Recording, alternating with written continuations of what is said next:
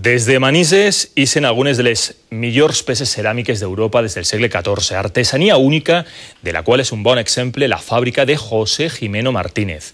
Avui, per primera vegada en la seva llarga història, ha obert les portes al públic per mostrar els secrets del seu art.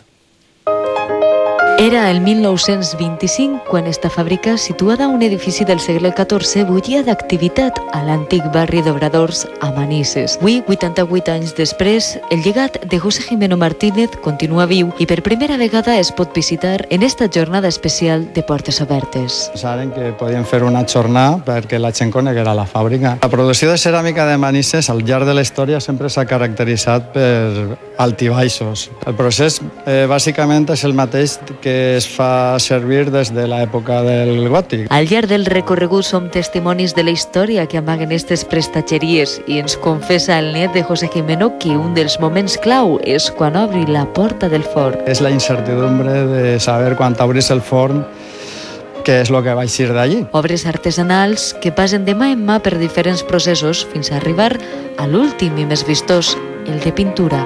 Veus l'acabat, però no te fixes en més. I això és molt interessant veure com se fa. Ens ha encantat molt. M'apassiona que quan puc tornar. D'esta fàbrica encara en actiu i sent no només peces úniques, també el desig que continuï avant este ofici tan nostre.